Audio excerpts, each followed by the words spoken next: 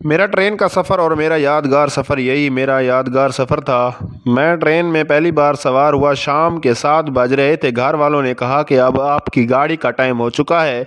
میرے گھر سے تقریباً 5 کلومیٹر کے فاصلے پر اسٹیشن موجود تھا اور میں شام کو 7:45 پر میں گھر سے نکلا۔ گھر والوں کو خدا حافظ کہا اور بھائی مجھے بائک پر اسٹیشن چھوڑنے گئے۔ وہاں پہنچ کر میں نے لوگوں کا ہجوم دیکھا اور زیادہ گھبرا گیا کہ پتہ نہیں کیا ہوگا، کیونکہ میں اکیلا سفر کر رہا تھا اور وہ بھی ٹرین کا سفر تھا۔ وہاں بہت ہی رش تھا، لوگ ادھر آ رہے تھے جا رہے تھے۔ ابھی ٹرین آنے میں 15 منٹ باقی تھے۔ ہم پہلے ٹکٹ روم میں گئے، وہاں سے ٹکٹ ریسیو کیا اور ٹکٹ کی قیمت تھی 535 روپے۔ جیسے ہی میں نے اپنے وائلیٹ سے ٹکٹ کی قیمت کے پیسے نکالنے لگا تو بھائی نے کہا کہ رکو میں دیتا ہوں۔ بڑا بھائی تھا اس لیے میں نے کہا چلو دے دیں۔ ٹکٹ لے کر ہم باہر آئے، گاڑی کا انتظار میں کھڑے تھے کہ کبھی کچھ لوگ ویڈیو بنا رہے تھے، کوئی ٹک ٹاک بنا رہے تھے، کوئی کسی کے ساتھ فون پر باتیں کر رہا تھا۔ میں ادھر ادھر دیکھ رہا تھا پاگلوں کی طرح۔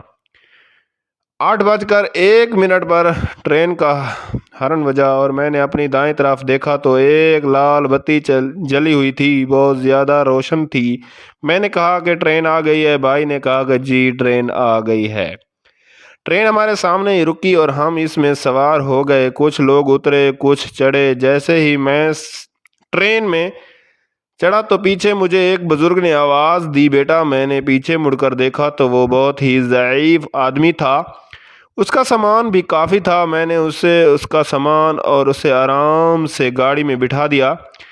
میری سیٹ کا نمبر تھا 22 اور میں 22 سیٹ پر ہی بیٹھ گیا۔ مجھے بھائی اپنی سیٹ پر بٹھا کر ہی مجھے گلے ملا اور کہا کہ اپنا خیال رکھنا، کسی سے کوئی چیز نہ لینا، کوئی زبردستی بھی دے تو نہ لینا۔ میں ان کی باتوں پر کہا کہ جی آپ کی باتوں پر عمل کروں گا۔ میں اپنی 22 نمبر کی سیٹ پر بیٹھ گیا۔ ٹرین چل پڑی اور کچھ ہی دیر بعد ٹرین اپنی تیز رفتار میں آ چکی تھی۔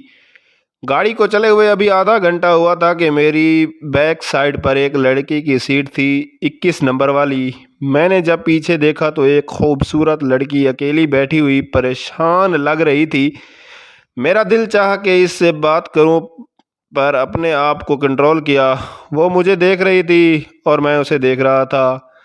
ایک اسٹیشن آیا، گاڑی رکی۔ میں نے اس سے بات نہیں کی کہ میں نے کہا کہ اگلے اسٹیشن پر بات کروں گا۔ جب ٹکٹ چیک کرنے والا بندہ آیا تو میرے پاس ٹکٹ تھی۔ میں نے اسے ٹکٹ دکھائی اور وہ 21 نمبر والی سیٹ پر گیا، اس لڑکی کے پاس کہ ٹکٹ دو۔ لڑکی خاموش میں اس لڑکی کی طرف دیکھ رہا تھا۔ لڑکی خاموش تھی۔ میں سوچ رہا تھا کہ شاید اس کے پاس پیسے نہیں ہیں۔ میں نے بندے کو پیسے دیے ٹکٹ کے، مجھ سے کہا کہ معاف کر دیں۔ میں نے اسے کہا معاف کر دیں اسے، بس وہ چلا گیا۔ میں اس لڑکی کی طرف دیکھ رہا تھا۔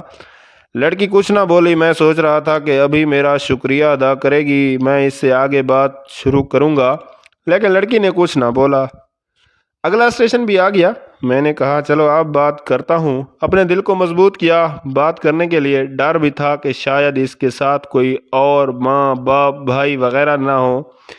میں نے اس کا ہائے کا کہا، وہ کچھ نہ بولی۔ پھر میں نے تھوڑی دیر سے یوں بولا السلام علیکم۔ اس نے سلام کا جواب بھی نہ دیا۔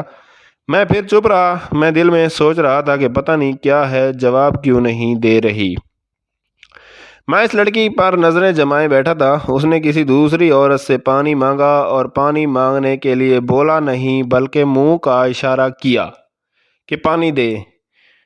میں سمجھ گیا کہ یہ بول نہیں سکتی۔ میں بہت ہی اداس ہوا، پریشان ہوا۔ چلو میں نے سوچا کہ خیر اس کی مدد کی تو مجھے اس کا ثواب ضرور ملے گا۔ آخرکار جب اس کا اسٹیشن آیا تو وہ اترنے ہی لگی تھی کہ اس نے میرے سر پر ہاتھ رکھا اور میرا ہاتھ پکڑا۔ شاید اس نے کہا کہ شکریہ۔ جیسے اترنے لگی میں اس کی طرف دیکھ رہا تھا۔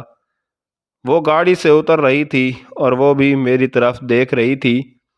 آخر جہاں تک میری اس کی نظر پڑ رہی تھی وہ مجھے دیکھ رہی تھی، میں اسے دیکھ رہا تھا۔ اگر آپ کو ویڈیو اچھی لگی تو لائک اور سبسکرائب کر دیں۔ شکریہ۔